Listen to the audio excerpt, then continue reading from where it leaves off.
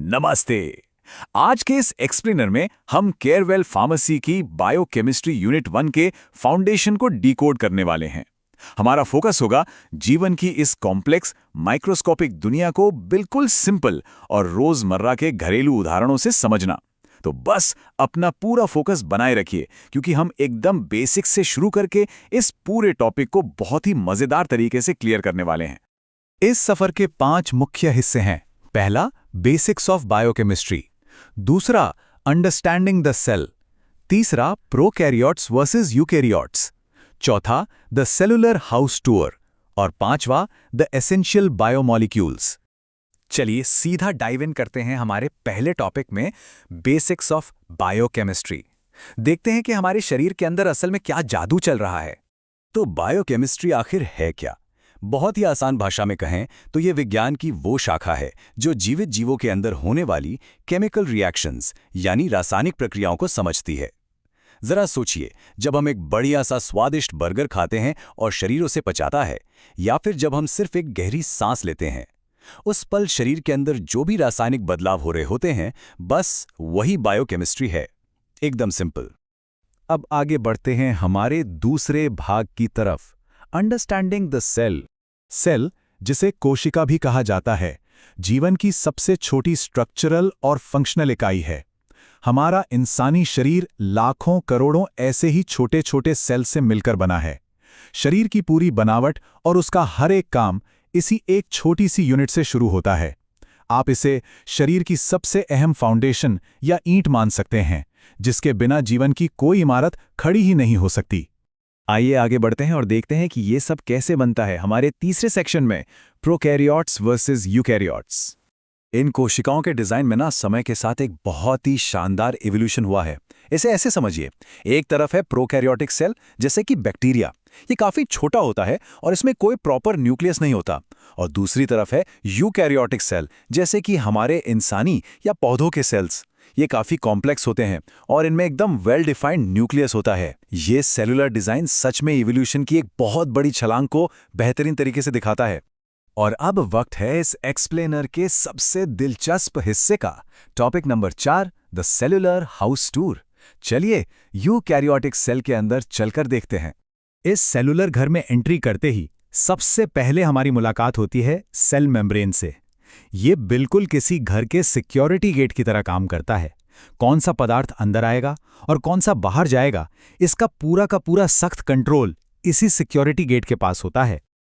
Security gate से अंदर आते ही हम पहुंचते हैं साइटोप्लाज्म में। ये एक जेल यानी जेली जैसा पदार्थ है और असल में ये इस घर का किचन है। जिस तरह किसी भी घर के किचन में सबसे ज्यादा चहल पहल और जरूरी काम होता है, बिल्कुल वैसे ही सेल के अंदर की सारी अहम रासायनिक प्रतिक्रियाएं इसी किचन में पूरी होती है। अब चलते हैं इस घर के सबसे वीआईपी एरिया में, न्यूक्लियस। ये सेल का ब्रेन या कह लीजिए सेंट्रल कंट्रोल रूम है।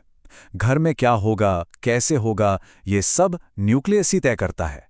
और सबसे बड़ी बात, ये हमारे जीवन के सबसे कीमती जेनेटिक ब्लूप्रिंट यानी डीएनए को बहुत ही हिफाजत के साथ अपने अंदर सुरक्षित रखता है।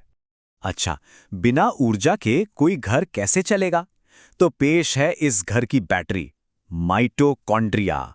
ये सेल का पावर हाउस है। ये एटीपी के रूप में ढेर सारी ऊर्जा पैदा करता है। पूरे सेलुलर घर को फुल स्पीड में चलाने के लिए जो पावर सप्लाई चाहिए होती है, वो इसी बैटरी से आती है। इसके ठीक बाद हमें दिखती है एक फैक्ट्री, राइबोसोम। ये सेल की डेडिकेटेड प्रोटीन फैक्ट्री है। हमारे शरीर के विकास के लिए जिन जरूरी प्रोटीन्स की जरूरत होती है, उनका मैन्युफैक्चरिंग काम यहीं पर होता है। अब इस स्लाइड की सबसे दिलचस्प बात पर गौर करते हैं। एंडोप्लाज्मिक रेटिकुलम, जिसे हम शॉर्ट में ईआर कहते हैं, वो 2 तरह के होते हैं और दोनों के मैन्युफैक्चरिंग काम बिल्कुल अलग हैं। एक है रफ ईआर, जिसकी सतह पर राइबोसोम मौजूद होते हैं, इसलिए इसका काम प्रोटीन बनाना है। और दूसरा है स्मूथ ईआर, जिस पर कोई राइबोसोम नहीं होता, तो इसका खास काम होता है लिपिड्स यानी फैट बनाना। जब फैक्ट्री में सारा जरूरी सामान बन गया, तो उसकी डिलीवरी कौन संभालेगा?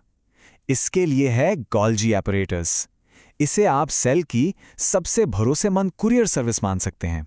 यह सुनिश्चित करता है कि पदार्थों की अच्छे से पैकेजिंग हो और वो एकदम सही लोकेशन पर डिलीवर कर दिए जाएं।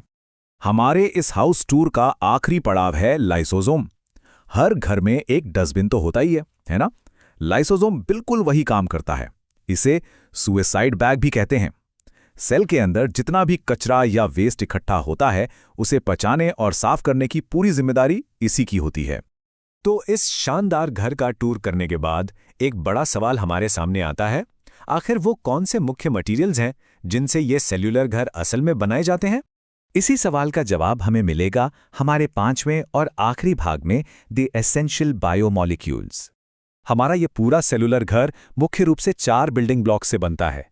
पहले हैं कार्बोहाइड्रेट्स जैसे कि ग्लूकोज, जो तुरंत एनर्जी का काम करते हैं। दूसरे हैं प्रोटीन्स, जो शरीर का निर्माण करते हैं जैसे हमारी मांसपेशियां।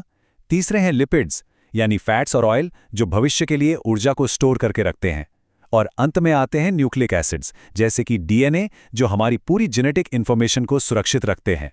यही सब मिलकर इस घर का आधार बनाते हैं।